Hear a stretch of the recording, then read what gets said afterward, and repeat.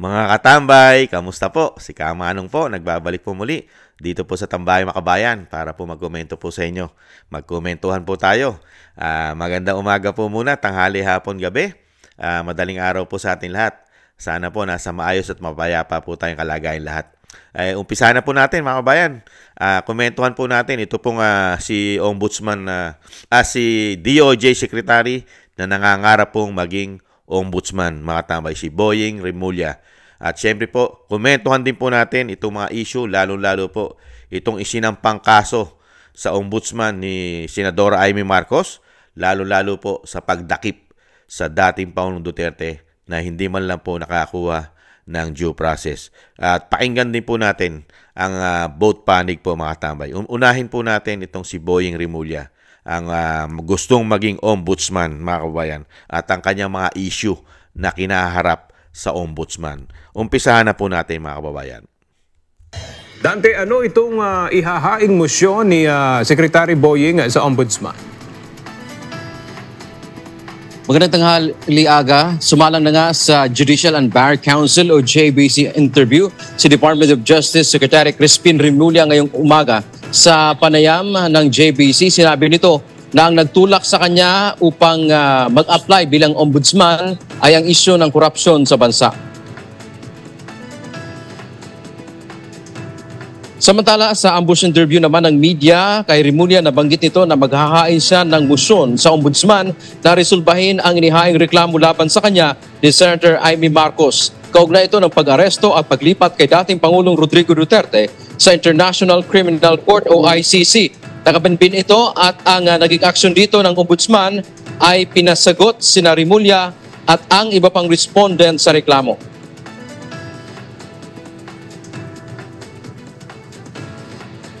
It's a time when they ask the Secretary of Justice what his opinion is, if it's the right thing to do. And I said it's the right thing to do. I gave the clearance. That's it. It has a basis in law. It has a basis in 1951. Binigyang diin ni Remulla na ang ginawa lang nila ay ang kanilang trabaho para maging stable ang bansa at mapigilan ang kaguluhan. Mapayapaan niyang naipadala nila sa abroad ang dating presidente. Tumanggi naman si Remulla na magkomento sa pahayag ni Senator Amy Marcos na may pressure sa acting ombudsman dahil may nakabinbing reklamo sa kalihim. Sa ngayon aga ay wala pang ibinigay na clearance ang... Nakita niyo po mga tambay, ibang klase po ang ginawa po nito sa dating Pangulong Duterte. Binigyan niya po ng clearance, siyempre po, approval para po maipatapon po sa The Hague sa Netherlands ang dating Pangulong Duterte dahil siya po yung DOJ Secretary. Ngayon po ay nangangarap po maging ombudsman at ang masakit po noon, siya po may kinaharap pong kaso sa ombudsman. Pero gusto po niya maging ombudsman dahil po doon sa issue na kinaharap niya. Dahil sa totoo po, kahit po na marami po tayong matatalinong mga kababayan, lalo-lalo po ng mga abogado nating mga kababayan, na alam po nila na napakarami pong nilabag umano itong administrasyon na ito, lalo-lalo po sa ginawa nila sa dating Pangulo. At yung sinasabi ro pong kaguluhan, sila nga nagbigay ng kaguluhan sa bansa. Pinaghati-hati nila ang Pilipino. Naghati-hati po, lalo-lalo po sa Mindanao. Hindi po ba? Ibang klase po. Tapos sasabihin po, kaguluhan. Sila nga nagbigay ng kaguluhan. Hindi nila binigyan ng kapayapaan, lalong-lalo sa Mindanao at Bisaya, lalong-lalo sa pagdakip nila sa dating Pangulong Duterte. Pakinggan naman po natin itong pahayag ni Senadora Amy Marcos, mga tambay. Pakinggan po natin. I-set up ko lang po, mga tambay. Sandali lang po. Grabe po, no? Pagka ito po ay nakapasa at naaprubahan po ito, lalong-lalo po pag tinalaga po ito ng Pangulo na maging ombudsman, ibang usapin na po yon. Kasi isang politiko, politiko po yan na naging DOJ, isang politiko. Tapos magiging politiko pa rin. Magkakaroon ng conflict of interest dahil siya po ay politiko. Matagal po siya naging politiko, mga kabayan. Pero gusto maging ombudsman. Hiyang-hiya naman po na tayo sa kanya. Ito pa, pakinggan po muna natin ang pahayag ni Senadora Amy Marcos. Sinusuhulan umano si Officer in Charge sa Ombudsman Dante Vargas para ibasura ang inihaing kaso ni Senator Amy Marcos. Ito ang inihayag ni presidential o non-presidential sister sa gitna ng nakabimbing kaso na inihain nito sa Ombudsman kaugnay ng pag-aresto kay dating Pangulong Rodrigo Duterte. Paliwanag ng Senadora, maraming nakapagsabi sa kanya na ang kasalukuyang OIC Ombudsman ay humaharap sa matinding pressure. Kabilang dito ang mga napakalaking halaga ng panunuhol mula sa makapangyarihang tao upang ibasura ang kontrobersyal na kasong inihain ni Senator Marcos. Magbibigay daan ng dismissal sa pagtatalaga umano ng isa sa kanila sa isang makapangyarihan at tinahangad na posisyon. Nananawagan ito sa opisyal na huwag magpasakop, dinggin ang konsensya at panindigan ang sinumpaang tungkulin sa opisina na ginawa para labanan ang korupsyon. Yan po mga tambay, ang gobyerno natin ngayon, ang mga nanunungkulan ngayon, mga kabayan. Ibang klase po ang gobyerno natin ngayon. Pagdating po sa issue po ng isang damukal na paglabag sa batas, sa proseso ng batas, sa isang damukal po issue ng korupsyon, sa isang damukal pong issue ng pamumulitika. Mga kabayan, ganyan po ang ibinigay pong paglilingkod sa atin ng gobyernong ito. Kaya po ang ating bansa, bagsak, naghihirap, kay mamahal ng bilihin, kay mamahal na mabayarin natin.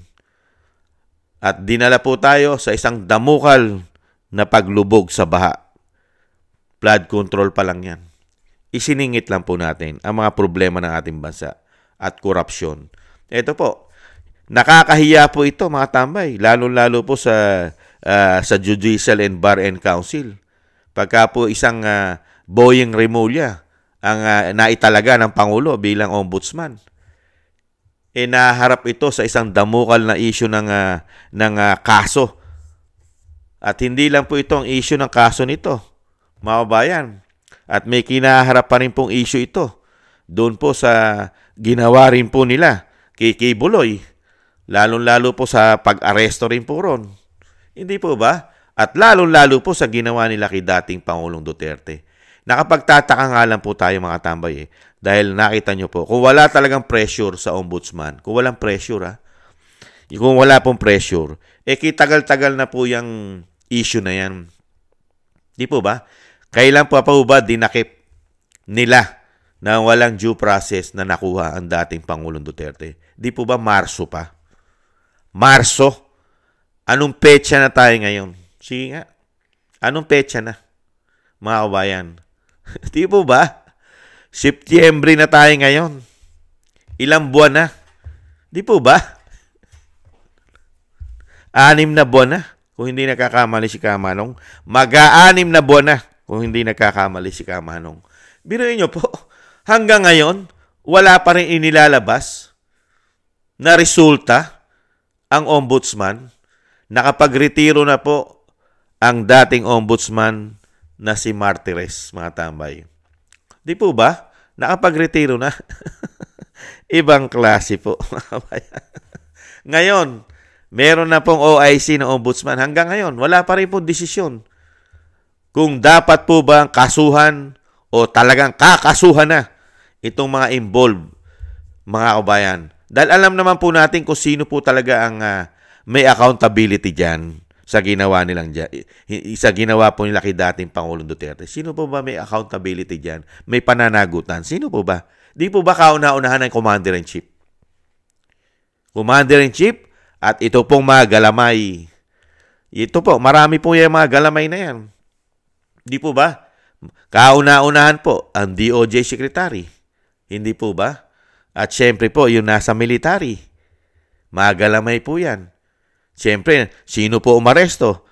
Ang sinibak daw na PNP Chief General na si General Torre at yung dating General PNP na nag-retired na si Marbil. Di po ba? At ang kapatid ng Secretary ng DOJ, sino po? Isang Remulla na naman ng DILG. Di po ba? At siyempre po, ang AFP At nasama rin po diyan ang Department of National Defense Secretary na si Gibo, di po ba? At si Anyo, marami pong involved na mga galamay. Kaya po nagawa nila at naging successful ang kanila pong plano na ipatapon po at dalhin sa ICC na wala na pong jurisdiction sa ating bansa. Nakita niyo po yung katarantaduhan pong ginawa nila, umano. Wala nang jurisdiction sa atin ng ICC. Pero ang Pilipinas pa sa pangunguna po na Commander-in-Chief na may pananagutan po sa lahat ay dinala nila sa ICC na walang jurisdiction sa ating bansa. Unbelievable. Kaya po ang mga Pilipino, grabe ang galit. Galit na galit po ang mga Pilipino, lalong-lalo po sa parte ng Mindanao at Bisaya. At ganun din po sa Luzon. Hindi po matanggap na meron po tayong judicial. Mga kabayan, umiiral ang ating judicial sa ating bansa. Umiiral ang ating Korte Suprema. Nagpapanksyon ang ating mga korte sa buong bansa. Pero ni isang korte ni hindi mo malang dinala ang dating Pangulong Duterte. Ngayon, nag-aambisyon ka maging ombudsman. Bakit? Dahil sa dami ng kakaharapin mo pagdating ng panahon na wala na kayo sa kapangyarihan? Ganun po ba? Kaya gusto mong makuha ang posisyon ng ombudsman para mapagtakpan, maisalba ang ginawa nyo pong paghuhudas, pagtataksil, pagtitraidor sa bansa at lalong-lalo sa dating Pangulo na hindi nyo binigyan niyang due process. Ganun po ba? Nagtatanong lang si Kamanong. Dahil ang panahon ay lumilipas, mabilis na ang panahon. Di po ba? Mag-aapat na taon, ilang taon na lang. Dahil po, kung talagang ang ating bansa ay gusto mong linisin ang korupsyon, DOJ Secretary ka. Napakaraming korupsyon ngayon. Lalong-lalo na ng Commander-in-Chief. May issue pa ng pulburon at coke. Napakaraming issue ng korupsyon ngayon sa Commander-in-Chief at sa kanyang gobyerno. Ano po ang ginagawa nyo bilang DOJ Secretary? Sino lang po ang tinututukan nyo? Mga Duterte? Kaalyado ng mga Duterte? Doon lang po kayo nakatutok? Unbelievable. Kung talagang gusto nyo malinis ang korupsyon sa bansa, Boying Rimulya, bakit ang tinututukan nyo yung mga Duterte at mga sabongero? Nandyan, no? Nandyan. Ilang buwan na pinag-uusapan ng korupsyon, flood control korupsyon. Ilang buwan na. Kumikilos ba kayo? Sige nga. At isang damukal na issue ng korupsyon. Kumikilos mo ba kayo para imbestigahan? Katulad ng ginagawa nyo investigasyon sa mga Duterte? Sige nga. Hindi po ba ito conflict of interest para gusto nyo maging ombudsman? Alam naman po ng mga Pilipino yan. Hindi naman po bobo, tanga at gago ang mga Pilipino para maniwala pa sa inyo. Hindi po ba? At lalong-lalo pong hindi naman po tanga at bobo at nagpapaagago na po ang Pilipino para paniwalaan po muli ang isang Senadora Amy Marcos. Idinidiin niya po na idinidiin ang ginawa po na sinasabi po na napakaraming issue at napaglabag sa batas at ginawa nila sa dating Pangulong Duterte. Pero ni Misan, hindi po niya binabatikos ang kanyang kapatid na Commander-in-Chief. Hindi niyo po ba napansin? Kailanman ay hindi niya po binabatikos ang kanyang kapatid na napaka-corrupt na gobyerno, napaka walang silbi pagdating sa batas, hindi sumusunod sa proseso ng batas. Binanatan niya po ba ang kanyang kapatid? Lalong-lalo sa ginawa rito kay dating Pangulong Duterte. Binanatan niya po ba ang kanyang kapatid ni Senador Amy Marcos? Na sinisisi niya po ba ang kanyang kapatid? Na kung hindi dahil sa iyo, ikaw ang presidente, hindi mangyayari na yan ay madala sa ICC? Dahil ikaw ang Commander-in-Chief, sa iyo manggagaling ang approval para sundin lahat ng nasa baba.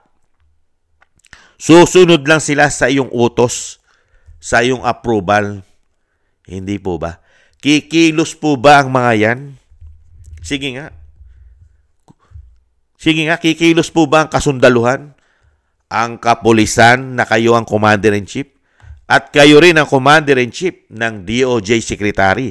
Departamento nyo yan. Hawak nyo yan. Di po ba? Nakita po ba natin na binabatikos ng isang senadora Amy Marcos ang kanyang kapatid? Hindi po ba hindi? Lagi lang po niyang binabatikos at binabanatan ito pong mga nasa baba. Yung mga alipores, yung mga aso, yung mga buhaya umano. Hindi po ba? Yan po ang kanyang sinisisi. Lalo-lalo po pa sa pagdakip, pag-aresto, pagpapadala sa ICC. Yan po. Sila po sinisisi na senadora. At yan po, sinampahan niya ng kaso. Di ba? Yan po. Sila po sinampahan niya ng kaso sa ombudsman. Sila dalawang Remulla. Di ba? At dalawang general, mga kabayan. At yung isa po na nasa, I forgot the name nung isa, mga tambay. 5 po yata yung kanilang sinampahan ng kaso dyan. Mga kabayan, kung hindi po nagkakamali si Kamanong sa ombudsman. Pero, ni minsan po, ay hindi po na-mention na sinisisi po ni Senadora Amy Marcos ang kanyang kapatid. Lalong-lalo po sa ginawa po kay dating Pangulong Duterte. At hindi niya po ito kino-question. At lalong-lalo po ang laganap na korupsyon sa ating bansa ay never niya pong binabatikos at binabakbakan ang korap na gobyerno ng kanyang kapatid. At never niya po sinisisi ang napakalaganap na korupsyon ngayon sa flood control, mga kabayan. Never niyang binabakbakan ang panunungkulan ng kanyang kapatid, mga kababayan. Ganyan po katindi. At alam na alam po natin ang galawan, mga kababayan. Kailangan proteksyonan. Kailangan po kasi proteksyonan mga kababayan. Puproteksyonan mo po. Puproteksyonan mo po, mga tambay, yung siyempre yung kadugo mo. Hindi po ba? Kailangan proteksyonan. Ito po, mga tambay, ang sinampahan po sa ombudsman. Mga kabayan, ito pong grupo na ito. Kung natatandaan nyo po, yan. Sila po ang sinampahan ng kaso ng Senadora Amy Marcos sa ombudsman, mga kababayan. Hanggang ngayon po, Marso pa po yan. Di ba? Nagretiro na po ang ombudsman, Martires, ay hindi po nabigyan po ng solusyon at wala po siyang ibinigay, mga kababayan, bago siya magretiro. Doon sa sinasabi niya pong 10 days. 10 days, kailangan po sagutin ng mga ito, ng mga akusado na sinampahan, ng mag-counter affidavit sila sa ombudsman. Hanggang ngayon po, mag-6 na buwan na po, o 5 buwan na po mahigit, o sabihin mong 4 na buwan na po. Wala pa rin po nangyayari. Puro press release lang po. Press release ang nangyayari po, mga tambay. Yan po, umiingay na naman po si Senadora Amy Marcos. Dahil po una-una, pagka po ito naging ombudsman, ano po ang sinasabi ng Senadora Amy Marcos? Ay, plano daw pong ipakulong nila si BP Sara. Pwede naman po talaga mangyari yan, na pwede po ipakulong ng ombudsman si BP Sara. Lalo-lalo po kung yan po umano ang magiging ombudsman, si Boying Remulla. Hindi po ba? Gustong-gusto na nga nila impeach yan. Di ba? Gustong-gusto na nga nila impeach yan. Kung yung tatay nga, napakulong nila, napatapon nila na walang due process, si BP Sara pa. Di po ba? Sanay na sanay po silang lumabag umano sa batas. At sanay na sanay silang hindi sumunod sa proseso ng batas. Hindi po ba? Kung yung mga magnanakaw nga na nahuhuli, di ba? Pinipresenta po sa korte. Di ba? Pinipresenta pa sa korte kung tama at nasunod ang proseso ng paghuli sa mga magnanakaw na hindi po nalabag ang kanila pong human rights. Hindi po ba? Pinipresenta. Pero ang dating Pangulong Duterte, never na pinipresenta. Di ba? At nasaan ang human rights ni dating Pangulong Duterte? Wala. Hindi uso human rights kay dating Pangulong Duterte. At hindi po nagyayayaw-yaw ang human rights dyan. Hindi. Never.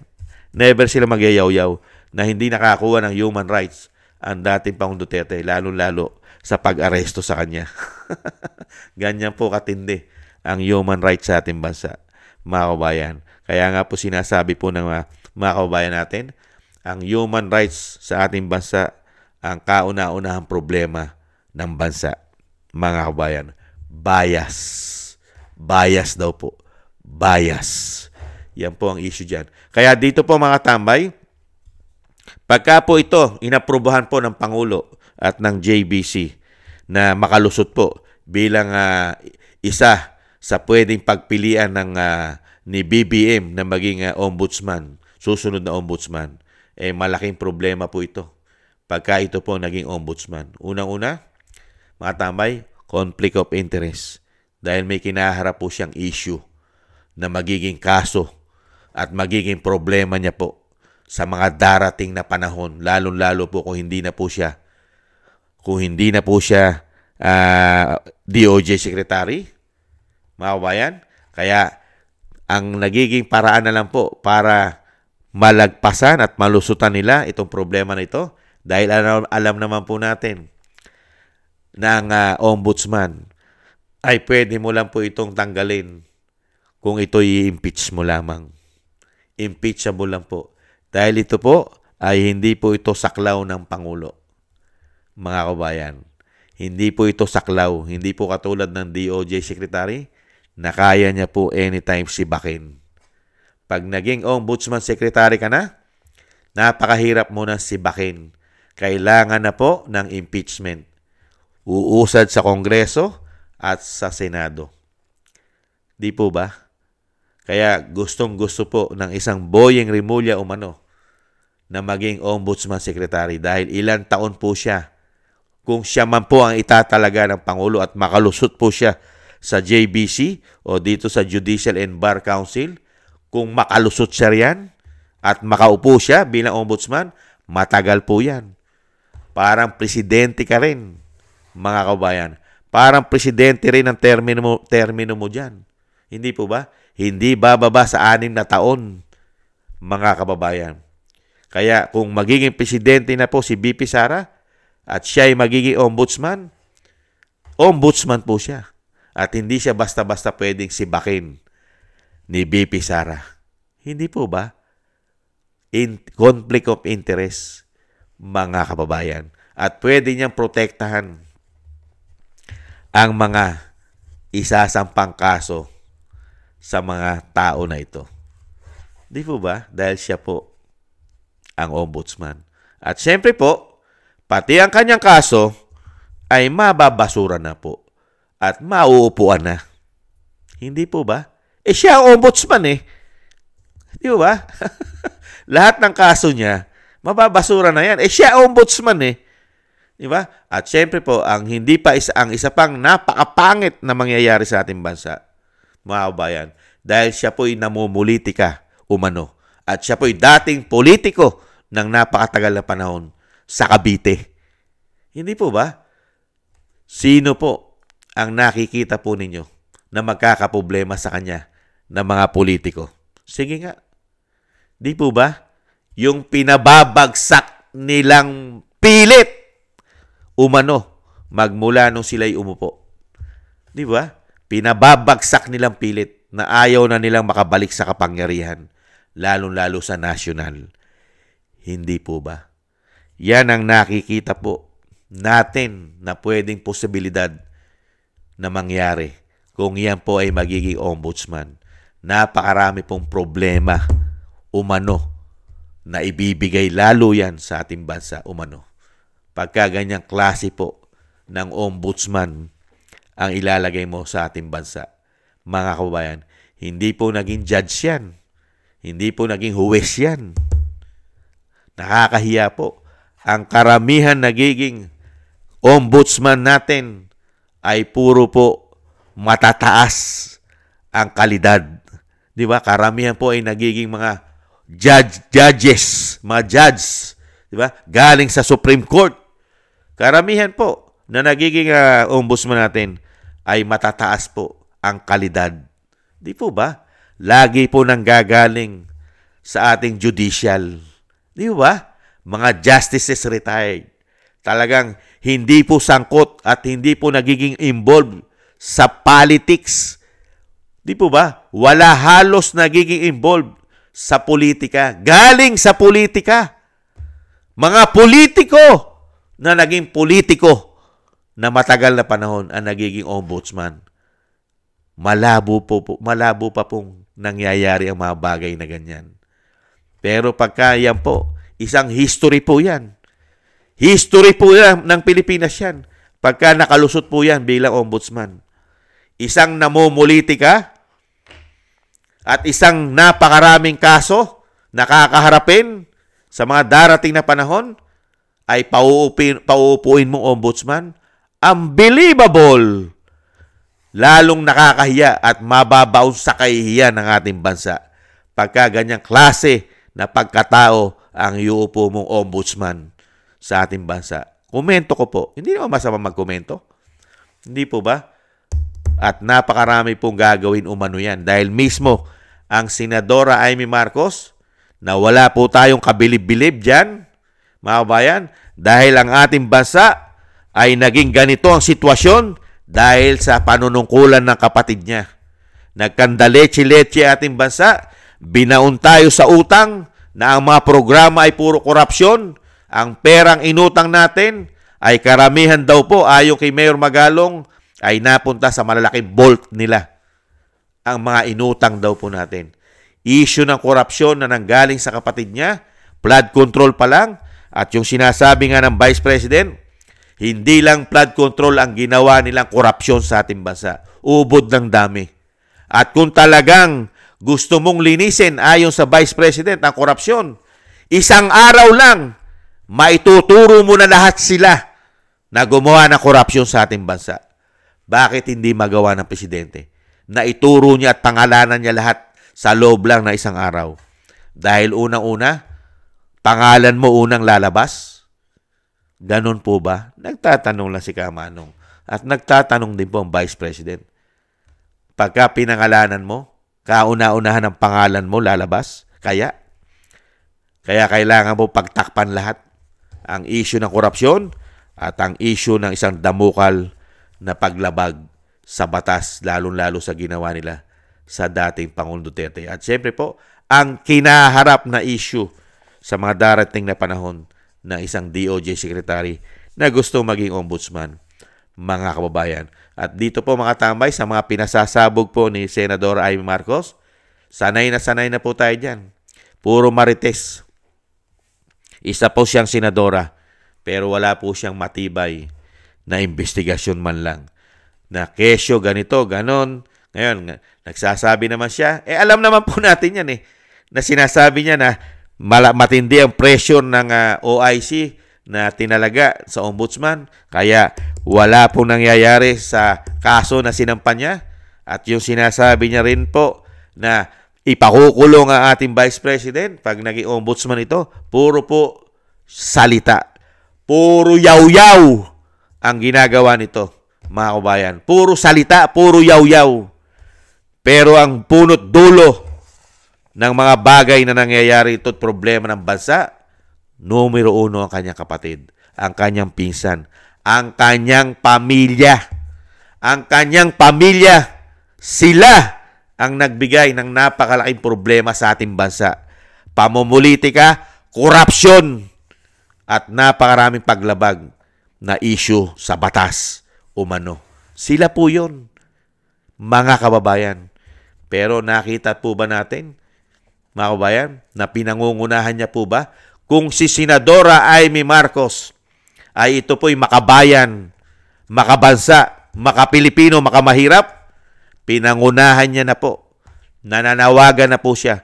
Pinananawagan niya na po sa buong bansa, sa buong Pilipino, sa buong Pilipinas, na mag-step down ka na, mahal kong kapatid. Dahil grabe na ang ginagawa mo sa bansang Pilipinas. Dahil mahal na mahal ko ang bansa, Ano ang ginawa ninyo sa bansa? Mahal kong kapatid, mahal kong pinsan, maawa naman kayo. Mag-step down na kayo. Grabe na ang ginawa nyo. Nangyari po ba yan? Hindi po. Puro salita. Pero ang puso at isip ng senadora, hindi mo masasabing siya'y makabayan. Hindi po ba? Komento ko po. Maraming salamat po mga tambay. Siya na gusto po ng ating Tambayang Makabayan sa YouTube at TikTok. At ganoon din po sa mga nagko-comment, like, share, and subscribe sa ating mga subscribers. Thank you po mga kabayan. Mabuhay po kayo. At mabuhay din po kayo sa mga nagbibigay po ng tulong at biyaya. Shoutout po sa inyong lahat. Mabuhay po kayo. Maraming salamat po sa inyong lahat. At syempre po yung dasal at panalangin po natin na maingatan po ang pamilya Duterte, ang ating Vice President mailayo po sa kapahamakan, at ganoon din po ang ating dating Pangulong Duterte na mailayo po sa kapahamakan at mabigyan pa po siya ng buhay at kalakasan, madugtungan pa po. At syempre po makabalik po sa lalong mabilis sa ating bansa. Maraming salamat po sa mga dasal. At ganoon din po mga tambay, tayo po'y magdasal na tayo po'y maingatan at ang ating pong buong sambahanan ay mailigtas din po sa kapahamakan. Thank you po mga tambay. Ingat po tayo lahat. Bye-bye.